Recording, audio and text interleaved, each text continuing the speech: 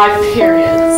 Uncomfortable. Why God created me to have periods. It's so invasive. Sometimes I want to wear my new white jeans and I can't. It's not nice. Maybe you're having some cramps. I am a mother of a 2-year-old. So when I get my period, it's like, woohoo! Someone understand. Sometimes it even embarrassed you. My friends, I'm not really sure how they deal with it because we don't usually talk about it. Why do you think it makes you down? It makes me down because of I don't have the fortune each and every time to have money to buy pads, and my mother is not working, so and then at home we are all females, so if I have one, automatically I have to share for everyone. Yours is very expensive. Maybe if I don't have, I'll go and ask my sister if she have one, or go to my friend's place and ask. The others, they're using toilet papers because they don't have money to buy pads. The clothes. Newspaper ever? Yeah, even the newspapers. So women go through cyclical bleeding for most years of their lives, starting in the early teen years to middle and old age. Whilst for some women this might be accepted as part of life, for some there are times when this experience might not be pleasant at all. So how much do we know about what women go through during these bleeding episodes and why? Well, stay tuned because today we discuss the female and bleeding. We have an expert guest panel that will help us unlock all aspects of menstruation, challenges of the bleeding in the young female and the older female, and causes of some of the abnormal uterine bleeding. Now, this panel is comprised of 2 specialist obstetricians and gynecologists, one from Charlotte Maxeke Academic Hospital and the other one from Netcare Park Lane Clinic. We also have a lady who's going to share with us her story of unpleasant experiences of bleeding. Please tweet us at SABC Health Talk or simply just interact with us on our Facebook page, SABC Health Talk. Sit back, relax, and learn from this bumper show, coming to you just after a short break. I'm Dr. Selomit Daung, and this is Health Talk.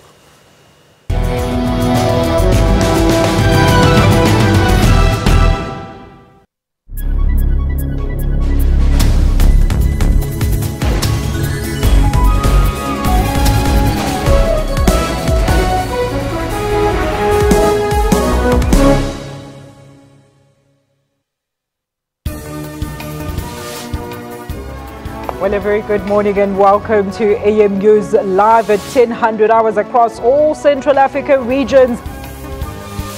A fitting send-off for a revolutionary giant, a life dedicated in service of the people.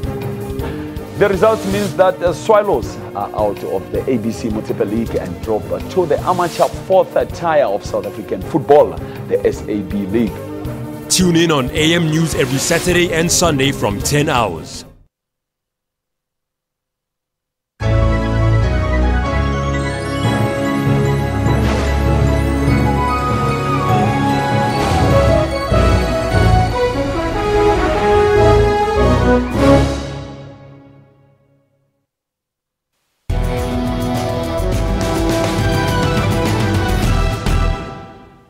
What are women's experiences when it comes to menstruation? Normally I have pain and nausea and headaches and back pains. So it's not a good experience for me. Like I feel like I could be a man simply because of that reason. When I started having periods, like it wasn't painful at all the first few years. But like now they've become like very severe. Like the first day it's very painful. And I become very uncomfortable, like whenever like I'm walking around, I feel like everyone can see that I'm on my period. I go through extreme pain. I don't know, like I roll over on my bed. Are women free to talk about menstruation with partners or family members? I do talk about it, but I know there's no cure for it. I've told my mother, I've told like everyone, my sisters. My partner, yeah, when I'm in pain, like sometimes he gets me pills, but like I don't really drink pills, like honestly. Those who go through period pains talk about all forms of cures. I use pain blocks and using hot water with onion, but it doesn't help. It only helps for 2 seconds and then after that it doesn't. Painkillers. Whenever I'm in pain, I just keep myself busy. I clean, do the laundry, whatever, like just to keep my mind off the pain, you understand? And then I have to like make a plan. I always drink Dysmenorrhea. to help with the pains, and yeah, I feel better in like no time. They actually last for like a day, not for the entire cycle. All right, so let's learn more about what these young women are talking about, you know, this problem of bleeding. And with me in studio to help us, you know, unpack all of this is two very special ladies. They both specialist gynecologists. One is based at Charlotte Matleke Academic Hospital, and the other one at Park Lane Clinic, Netcare Park Lane Clinic. Now, the first one, closest to me, is Dr. Lusanda Shimange Matsuse. Now, she is founder of My First Gynae, and she's very passionate about women's health issues, and she's also taken gynecology to social media. Welcome to Health Talk. Thank you for having me. All right. And then next to her, of course, is Dr. Malipule Msereku. Now, Dr. Malipule, I can confirm that fact that she's very, very passionate about cycling, and she's also passionate about women's health issues and has, you know, keen interest in laparoscopic surgery. Welcome to Health Talk, Dr. Malipule. Thank you for having me. All right. So let's start at the beginning. We hear of this term menarche. What is menarche? Menarche is a very big word that basically means it's the first time a woman or a young girl gets her period. So the first time a young girl gets her menstruation is known as menarche. All right. And what sort of ages does this happen? So it's basically a range. The ages that we're looking at is between the ages of 10 and 16 years old. So by 16, a girl should have gotten her period. After that, we consider it pathological and we have to look for causes. And before that, it's known as is precocious puberty, if I can put it that way. But we do have girls having their first period at the age of 9 years old. So between the ages of 10 is more of a 10 and 16 is more of a acceptable range. Okay. Dr. Mapule, I mean, this can be quite an experience for a young girl, you know, experiencing this first period, and perhaps not even only for the young girl, but for people around her. Your thoughts on that? Yeah, it's very interesting how a young girl experiences the first period is very much affected by her expectation, and that is very much affected by the attitude of the people in her life, her community, her society. So we find that you will have a young girl whose family is quite open and actually views menstruation the way it should be, as a perfectly healthy process that actually should be welcomed, that it signifies that you are healthy and fertile. And therefore, if a girl has been taught and made to expect and look forward to a period, when she experiences and sees blood, she doesn't get a shocker, she doesn't get scared, she doesn't panic. As opposed to some unfortunate situations where young girls are in environments that are too conservative. Menstruation is not talked about. It is viewed as dirty, as private, or as a form of punishment, religiously even. So when in a setting like that, unfortunately, when a young girl experiences a first period, then it's quite negatively received, and it causes anxiety and happiness. And they can even feel and experience pain being a lot worse than it actually would have been if she had been looking forward to it and experienced it as a positive, perfectly natural experience that is actually confirming to her that she's a healthy woman.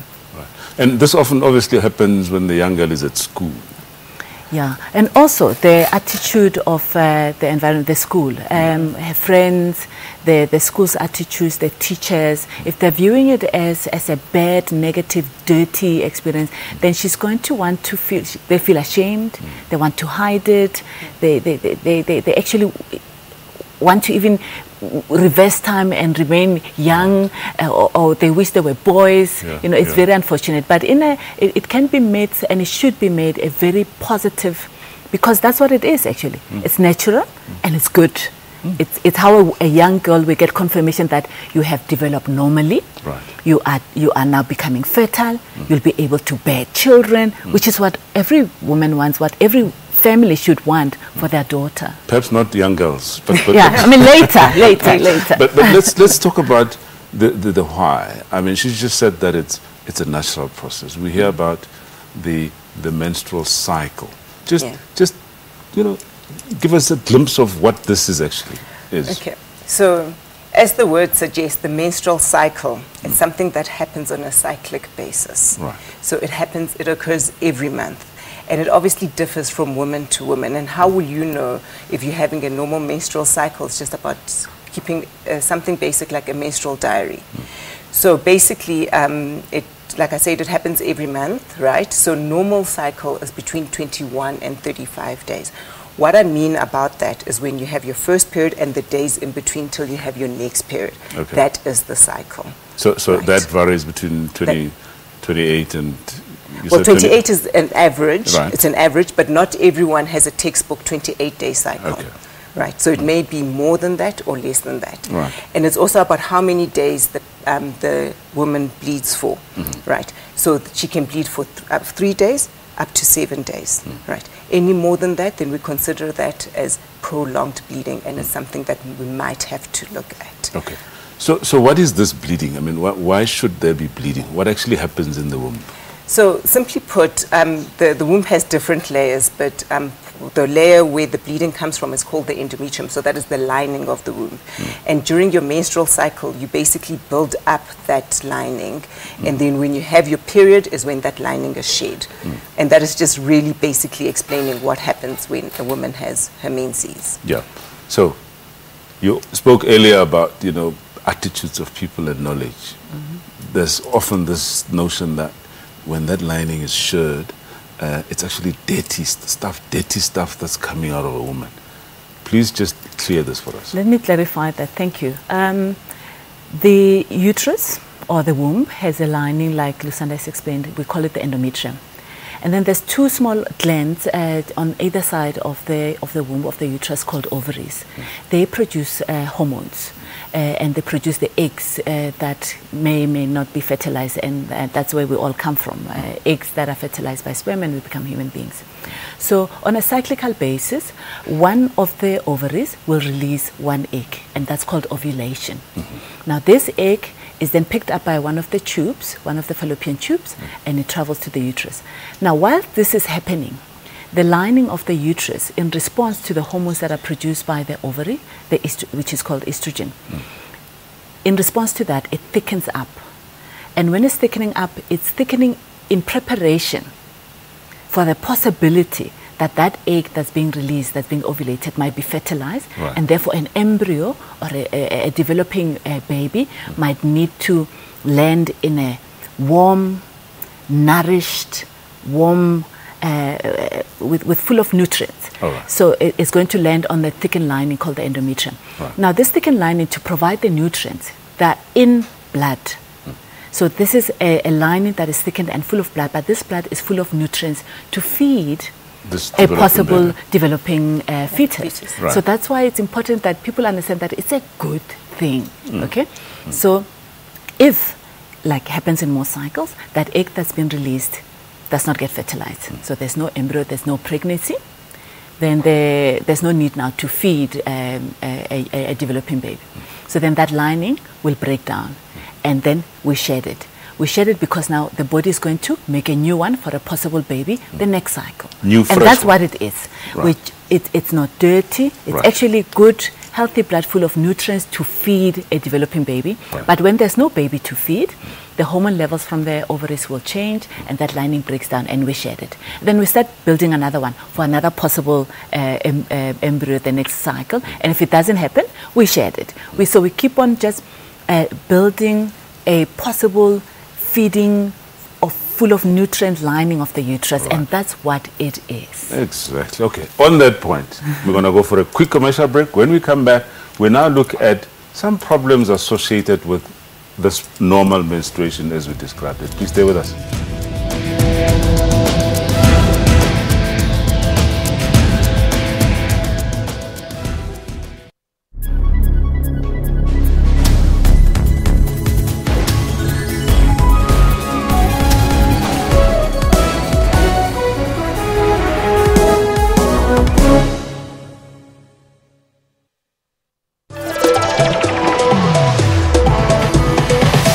A top 5 rated horse racing event in the world, fashion is a highlight for those in attendance. All decked out in blue and white, the Lomorians Queen Plate is the premier event that kicked off everyone's social calendar. That it was all part of my master plan to cast John Legend but deprive him of his normal instrument and give that one to Ryan. The House of Truth is not just a name, it is a religion. It is a lifestyle. It is a conviction that drives us. What really excites me is how people have kept it very simple and also played with the theme, and how each person has interpreted it in their own way. To stay updated with all the current entertainment news, tune into Trends every Saturday from 12 to 1.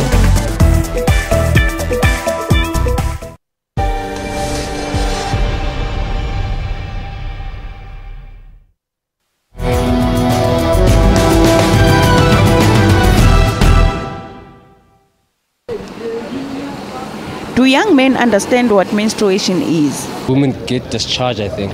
Some sort of discharge, I think. I think menstruation take place between day 14 of ovulation. Yeah, they like fighting, you know. They're always stressed, like, yeah.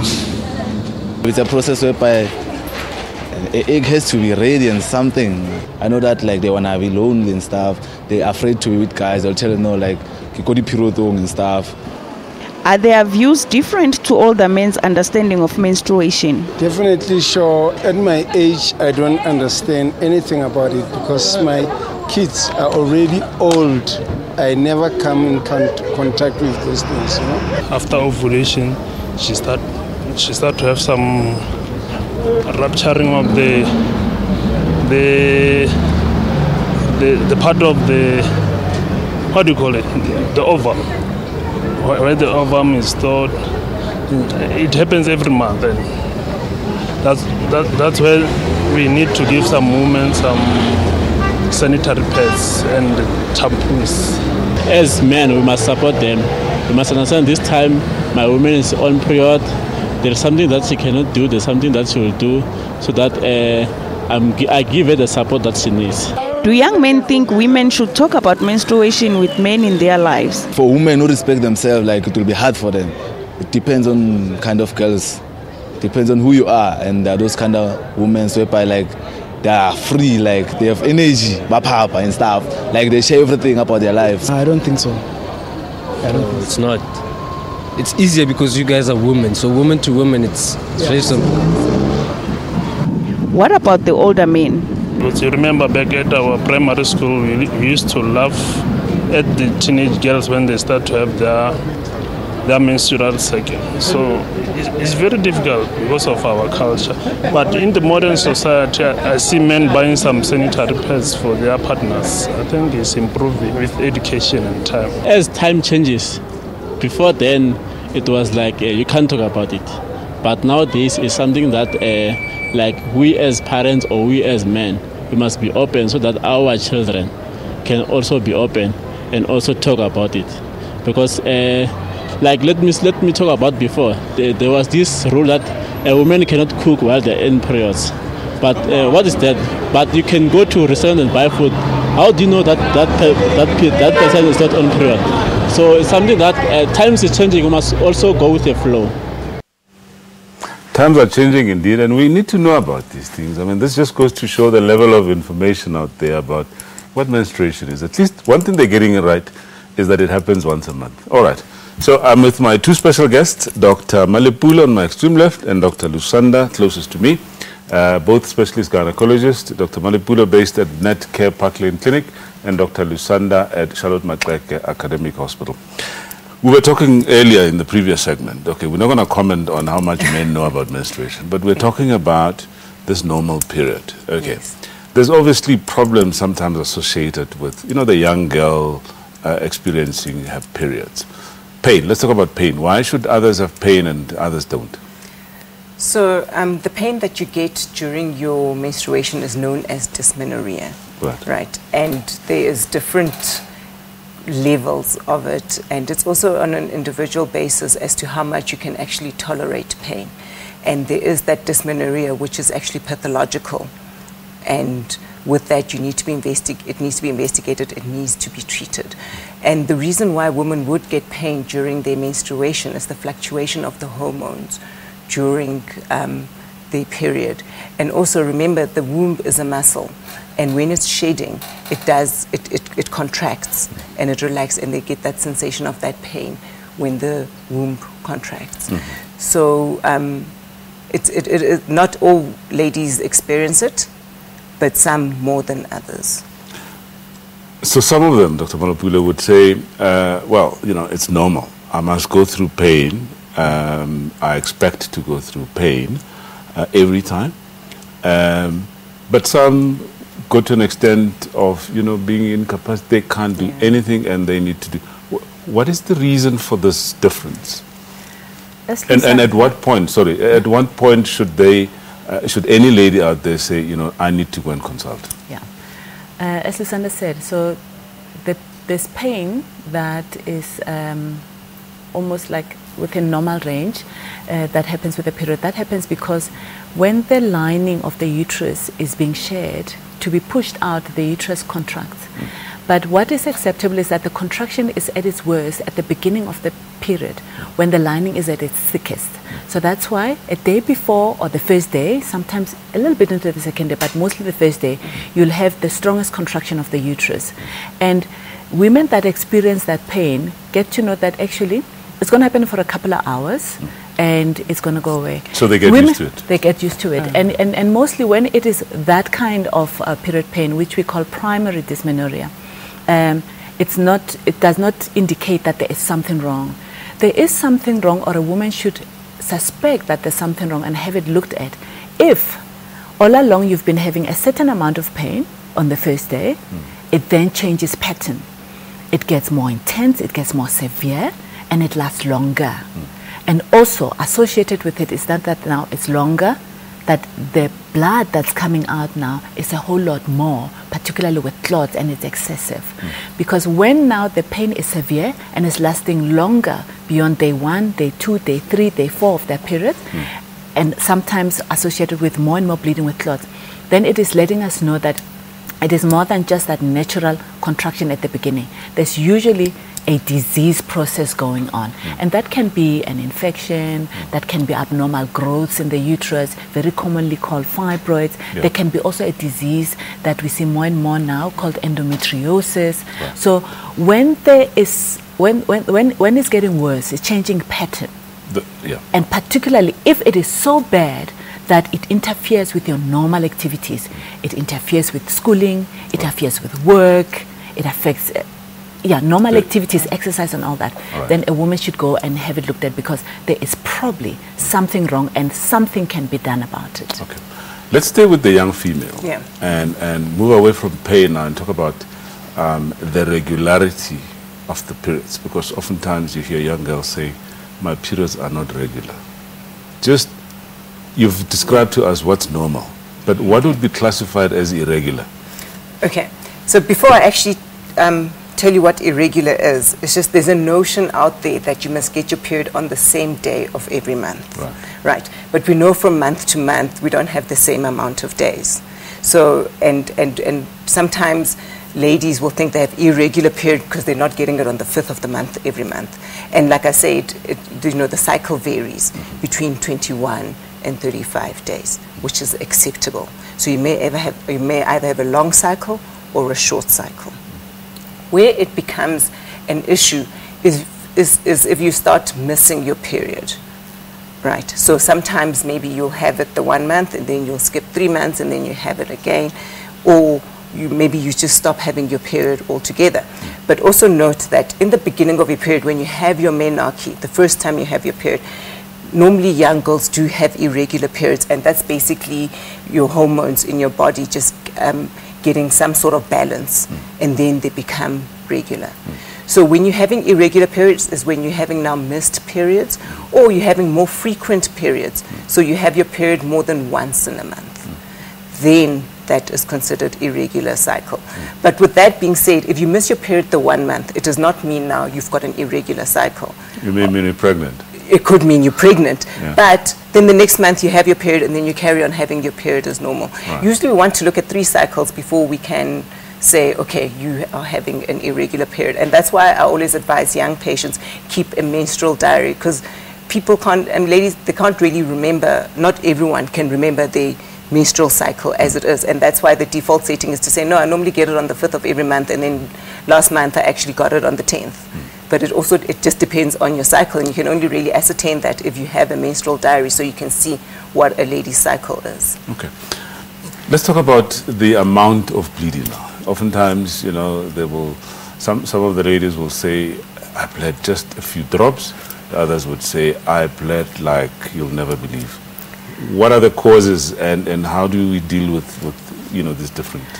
This is one of the things that makes our work, my gynecology, so interesting, because what you highlighted now, the different types of bleeding between women, it's one of the things that highlight that we're not the same. We are different. Some of us are short, some of us are tall, some of us have wide hips, some of us have narrow hips, some of us have small breasts, some have big breasts. That's normal variation. So it's very critical first of all, for women to appreciate that, that your sister is taller than you, your sister has bigger boobs or smaller boobs, so therefore you are not the same. So what's important is that for one to get accustomed to what is normal for me. And it's a problem if what is normal for you changes. So in response to the estrogen hormone from the ovaries that I alluded to earlier, one woman's lining of the uterus, the endometrium, might get only just a little bit thick, and another woman gets very thick. So how thick that lining gets, the endometrium, is going to determine how much you're going to bleed, because that's how much you're going to get to shed when you haven't conceived. So it may be normal for one woman, perfectly normal, to have light bleeding that needs just a panty liner for 2-3 days, and yet it's normal for another woman to bleed more that needs to change a pad every 4 to 5 hours for 5 days. That's her normal. Okay? It's if that normal for you changes. The woman who's been bleeding 3 days all of a sudden starts bleeding 7 days, who's never passed a blood clot now passes blood clots every day. The woman who used to bleed for 5 days now bleeds for 14 days, for 10 days. So it's absolutely normal, and people and young women must please accept that we are not the same. So let's talk about those changes then, you know, the changes in the norm. Somebody who's used to bleeding just lightly and suddenly bleeds a lot. Could that indicate some problem? Exactly, that's the point that I'm getting at, that, you know, you should focus on what's your normal, and if your normal changes, there could be something wrong. Like I said, infection, there could be growths in the uterus, polyps on the lining of the uterus, growths called fibroids in the wall of the uterus. You could have anything really. Sometimes women have had a contraceptive device put in, a loop that changes how much they bleed. But the thing is, there could be something wrong. And also, when they bleed also, it's not always really only from inside the uterus. There could be even more serious things happening. Like you could be developing a cancer, some tumor on the cervix, you know. It needs to be followed up if your normal changes. But the thing is, you shouldn't expect your normal, just because it's different from your sister or your friend's normal, that you interpret it as abnormal. It's on that point that we're going to hold it, because when we come back after the break, we're going to talk about abnormal bleeding. Please stay with us.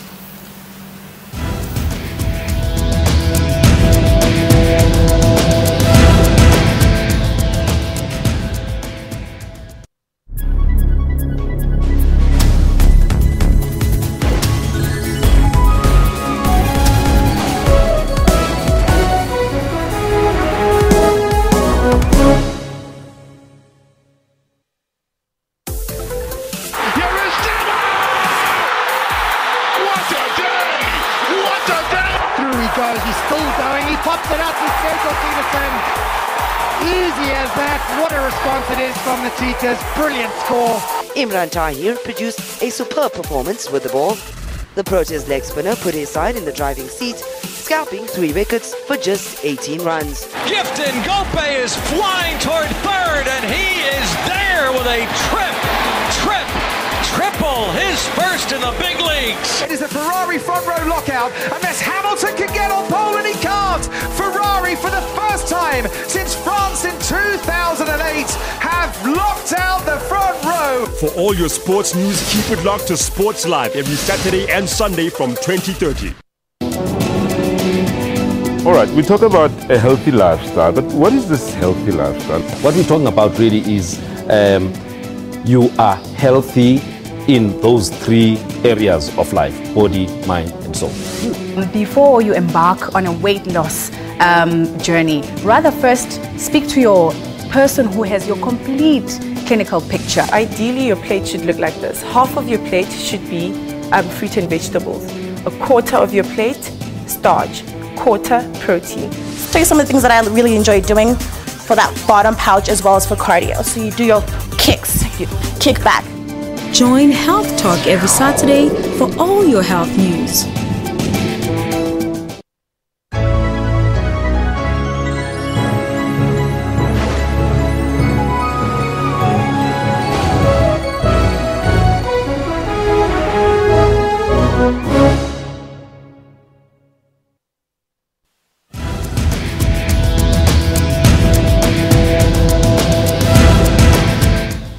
Welcome back. If you've just joined us, we're talking the female and bleeding.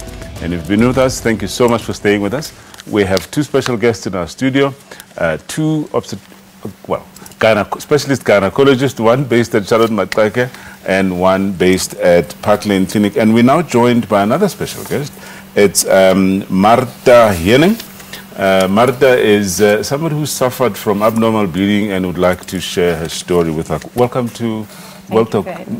It's Martha Henning, isn't it? Henning, yeah. Henning. Okay, welcome to Health Talk. Perhaps let's start with you, Martha. You're somebody that shared a story with us, you know, just off air now, about the fact that you had a problem with bleeding. Do you mind just sharing your story with us? Yes, I stopped my periods at the age of 53. Then it was gone. And then all of a sudden, 2 years later, I started menstruating again. But it was terrible. Then I went to hospital and I asked for help, and it carried on for 2 years. Eventually, I got to a doctor that helped me. And what? Just tell us a little bit more about, you know, your bleeding problem.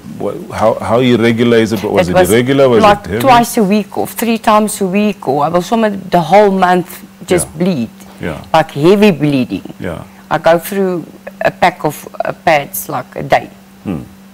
And how long did it last before you went to see a doctor?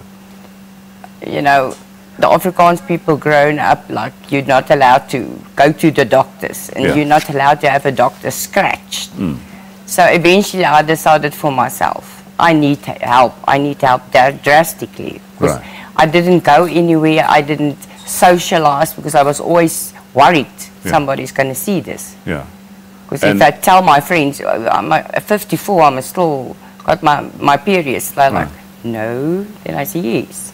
Right. I've got a problem. So at this point you then went on to hospital? Yes. Is that where you got help?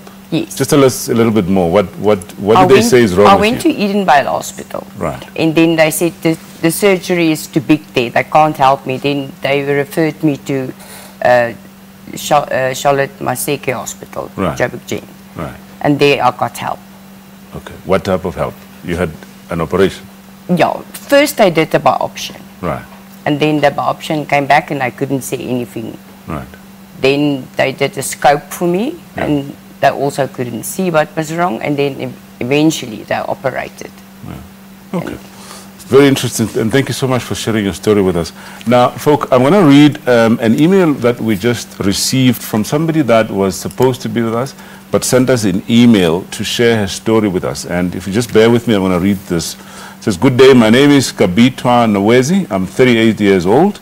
I first had my period when I was 14 years old, which lasted about 5 days. As time went on, when I was 35 years old, my period started lasting for about 7 days. All those days, I had lots of period pains, which became worse. At times, I would take painkillers like Panado, Anadine, etc. And most of the time, I used to put a hot water bottle on my tummy just to get rid of the pains. One day, I went to the clinic to explain what I was going through. Then the doctor examined me and told me that I had 3 fibroids growing, and he said I have to go for an operation. My bleeding then worsened to an extent that I started changing pads every 2 hours or less. And by then, the bleeding would last for about 14 days or more. It made me tired, weak, and dizzy. Sometimes the bleeding was so heavy that it felt like I had been poured with a jar full of blood. And there were very big clots that scared me. I was given a depot injection to stop the bleeding in order to prepare for the operation. But the bleeding didn't completely stop. Instead, there was very small amounts of bleeding until my day of the operation. After the operation, I am now very fine and strong. Glory be to God, and many thanks to the doctors that helped me. Very two interesting stories. Where do we start? Let's start with her story. So obviously, perhaps before we even get to this, the story, let's describe or define this concept of abnormal uterine bleeding. Sometimes you hear of the term dysfunctional uterine bleeding. What is it, and what's the difference between the two, if any? So, okay, not to get too technical, the Right. term abnormal uterine bleeding, it's a newly acquired term because of all the confusion about what is abnormal, all the different terms that were being used, menorrhagia, metromenorrhagia, and I'm not going to get into that. But basically, earlier on in the show, we spoke about what was normal, right? So abnormal uterine bleeding is everything else that goes outside of what we described. And what's important about that is that there are different causes. And there's structural causes and there's non-structural causes, right? So in terms of structural causes, when we look at a woman who's got abnormal uterine bleeding, in other words, has prolonged bleeding or has too little bleeding, right? Then we basically look at the female anatomy, right? Is it a polyp, like Dr. Malapule said? Is it adenomyosis, which is basically a condition in the uterus, right? And is it fibroids, like the lady in our email had said, right? Or is it a malignancy? And then there's the non-structural side of it. Does she just have a bleeding disorder that was never diagnosed? Because with women, if a woman's got a bleeding disorder, how are they going to present themselves to you? Either with nosebleeds or with abnormal periods, if I can put it that way. Okay. All right. Yeah. Okay. Let's go on to Dr. Malapule. Now, sometimes, do we have all the answers? Sometimes, as medical people, we don't seem to have all the answers. Some people go through these periods and we just don't know what's going on. I and myself and all of us physicians, we are scientists, and we must never ever be deluded into thinking that we're God. Okay?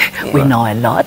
There's been a hell of a lot of progress and a whole lot of things explained by research and studies, but there is no field, any corner of medicine, where we have 100% of the answers. Right. As time has progressed, there's a lot more that's understood today than was understood 10 years ago, 20 years ago. So the fear of areas that don't have answers yet is getting smaller and smaller. But we do not know everything. All right. So having said that and taken that off out there, let's focus on some of the common causes. Fibroids. This is quite a common cause. Absolutely. Right. Fibroids are non-cancerous. The medical terminology that a lot of people will come across is called benign. That means it's a non-cancerous growth, except under very exceptionally rare circumstances. So by and large, I think for the purposes of everybody understanding what fibroids are, let's just accept that fibroids are not cancerous. The uterus, the womb, is made of smooth muscle. I like to make people understand that imagine a small bag that's been held, a small sack that's been held upside down, and it's made of not cotton, but it's made of smooth muscle fibers. So fibroids is when these smooth muscle fibers that make up normally a uterus behave abnormally. They grow independently of the other fibers and make a small ball. It's a growth, but it's not cancerous. Now, depending on the size of the fibroid, and depending on the position of the fibroid and how many there are, the closer and closer they are to the lining of the uterus, they cause irritation and inflammation of the lining of the uterus, making that lining, the endometrium that we spoke about earlier, thicker than it normally gets. And like I said, the thicker the endometrium gets, the heavier you're going to bleed. So, but that's so common that actually very many times a woman will go for a general examination and she's just going for a checkup and she's well. And we very commonly just find Surprise, surprise, there's a small 1 centimeter fibroid, there's a small 1.5 centimeter fibroid. And especially when it is far from the inside, from the endometrium, it's not doing anything, it's not causing anything. So we don't always have to do something about a fibroid. Right. But when they cause problems, it is heavy bleeding, it is pain, and if it is right inside the cavity of the uterus, it might even interfere with falling pregnant. Yeah. And how do we deal with these? How do we treat fibroids? We hear that sometimes people talk about removing the entire uterus, sometimes you're removing just the fibroid. How are they commonly treated? I think when we look at how we treat fibroids, you have to look at the person you're dealing with, right? And maybe long time ago, big fibroids and remove all the wound. But now, with most women, when they come and they've got fibroids, like Malabula said, it's pain, it's bleeding, or sometimes they just want to fall pregnant and they're struggling. So you have to look at what the patient wants and how do they bother her. But for the purposes of the program, talking about females and bleeding, you can treat them medically or you can treat them surgically. It's just for them, for people that experience these symptoms, to obviously go and consult. Yes. And a discussion will take place between the patient and the doctor in terms of the appropriate treatment. Okay, let's go for another quick break. When we come back, we now move on to the older woman to see what problems are there with bleeding in the older woman. Please stay with us.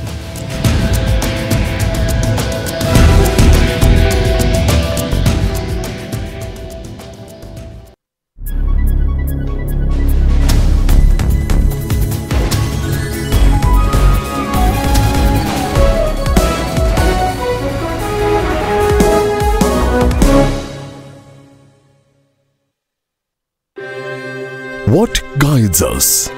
Is it something you can touch, hear, feel, or see? What leads us on to greater experiences? Is it leaders on a soapbox, spouting rhetoric for the crowd? The advice of our elders? Or is it the actions of our people?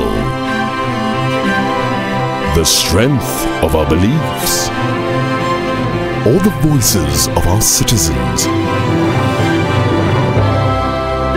Your country is guided by the voices of its people, and your broadcaster is dependent on your voice to guide it. Get your copy of the SABC's editorial policy and have your say. Weather seasons. In the spring, seeds take root and vegetation begins to grow. The weather is warmer and often rainy. Animals wake and return from hibernation, often with newborns. In summer, temperatures are hot and sometimes heat wave cause trouble. Maize, groundnuts, and pumpkin farming is best in summer. In the autumn, temperatures cool again, and this is the harvest season for most cultures. In the winter, temperatures are cold with snow, cold fronts, rain, and sometimes gale force winds.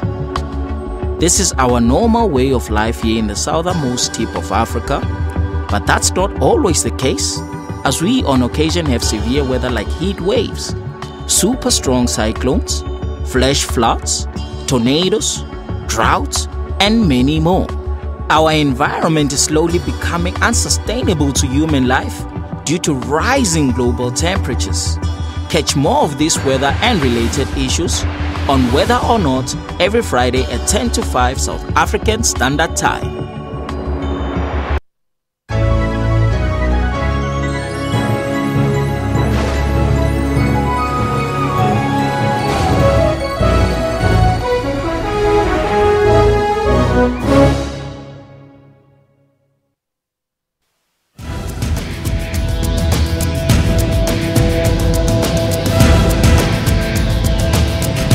Welcome back. We're talking the female and bleeding, and with me in studio is two special guests, Dr. Malebule on my extreme left, who's based at the Netcare Park Lane Clinic, and next to me, Dr. Lusanda, who's based at Charlotte Maxeke Academic Hospital.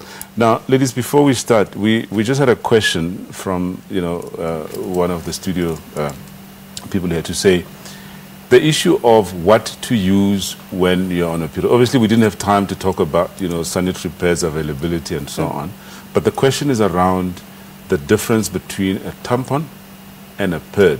The question is it healthy to use a tampon as opposed to a pad? Do you want to take a stab at that? Yeah. It's healthy to use both. Let's just first start there. Right. And I think it's an individual preference. A tampon, how it works is that you actually insert it inside your vagina. We know that your vagina is a tubular structure, and you insert it in your vagina, and basically it absorbs the menstrual blood that comes from your uterus. Whereas a pad, you put on the lining of your underwear, and the blood comes onto the pad, and then it's absorbed that way. So in terms of, is one better than the other one, I can't really say. What I can say is that it's an individual basis. It's about what you prefer. Right. But with that being said, you can't go and wear a tampon the whole day. Right. That's unhealthy. Just like you can't wear a pad the whole day. Yeah. That's also unhealthy. So what are the consequences?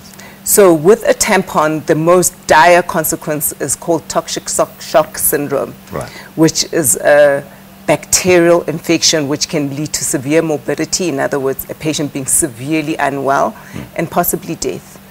And that's why you should not wear a tampon the whole day. So at least every 4 hours, change your tampon. But with that being said, a lot of people will say, but I double up because my menstruation is too heavy and so forth. And you get different sized tampons. So you need to, like Malipule said, you need to know what is normal for you. So you can't go and buy a mini tampon when you know you have a heavy period. Then you must buy a bigger tampon. And obviously, and I always say to the patients, always have a panty liner or maybe a pad for that leakage that may happen, because sometimes it may happen the most inopportune times. So just that extra protection. Dr. Malipule, we hear of these cups as well. Yeah, I was going to say, Right. may I please add on to that, most of the time, what is referred to as the appropriate ways to manage a period is tampons and pads. But please, people need, more and more women and young girls and women of any age, it's important that they become aware that there is what is called a menstrual cup. Right. And particularly cost-wise, it is a lot more cost-effective, and it's also better for the environment. Tell us about it. For those of What us that is it? think about environmental issues and the environmental impact of wastage. Right. So it's basically as it says, it's a cup, and these cups have been designed in such a way that they fit snugly into the vagina without you feeling that there is something in there, just like a tampon. Right. So the materials are soft, and it is quite easy to learn to use. It's easily foldable. When you first insert it, you just squeeze it, it becomes smaller, you push it up the vagina, and when you release it, it opens up and covers the cervix, which is the mouth of the womb. And then what happens is that blood collects there, and like the frequency of changing a pad or a tampon, you will just pull it out, pour out the blood, rinse it again, and put it back in. So it's a product that actually has a big role to play in filling that gap of areas where the cost issue is a big problem and preventing many young women from getting proper sanitary care, because it's once off, you're not having to buy a new cup every period, every cycle. I mean, there's obviously this issue, and I know that we're supposed to be talking about the older women, but I think this is important. This issue of, young girls missing school because they don't have sanitary pads and so on. And what I'm hearing you say is that instead of looking at investing in, supplying sanitary pads, this is a more cost-effective. There's also a product now that is a form of reusable pad, because not all girls, particularly younger and younger girls, will be able to insert a cup, just like might not be able to insert a tampon. But it's made with special fabric that can be reused, and that takes away the costs, you see, and also environmentally friendly. In the earlier clip that we played, there was mention of using newspapers. And what would be your advice in that instance? The problem with that, number one, is that it's probably not comfortable, right? And number two is then when you do, how often do you change that newspaper? And how does that inconvenience your life? Where is the newspaper coming from? Is it clean? Yeah. You know? Okay. And we do come across patients who actually do use maybe a face cloth and, you know, and newspapers and so forth. But it's also a hygiene issue. But also yourself as a female, just being comfortable. I mean, one of the ladies was like, she does not even want to go out the house because she doesn't have. And it impacts on patients going to, and ladies going to school and going to work. Yeah. So it's not something I'd really advise. All right, this is an important one, but let's talk about the older female now. The lady mentioned that she stopped her period at age X, and so periods stop at some point. Yes. Right. Yeah. So period starts and we call it menarche. Yeah. And then a woman will go through her young life, her fertile life, ovulating and blah, blah, blah. But towards the end of our fertile life, that's usually somewhere towards the end of our 40s or early 50s, we reach what is called the menopause. That is the last period. So that is a natural process that women mustn't be anxious or sad or depressed about. It is as natural as the menarche. They still remain women even after that. Absolutely. Right. Now the thing is, what happens then now is that we cease going through that natural process of ovulation, bleeding, ovulation, bleeding. But once it has stopped, it is not normal for it to restart. When it restarts, it means that, so a woman stops her period.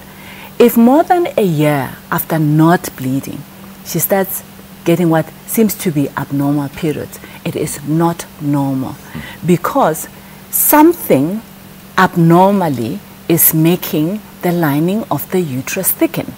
And possibilities, I like to say, just to send the message home how serious it is, I say, okay, possibilities are 1, there's cancer, 2, cancer, 3, cancer, 4, cancer, 5, cancer. So, and then there's the rest.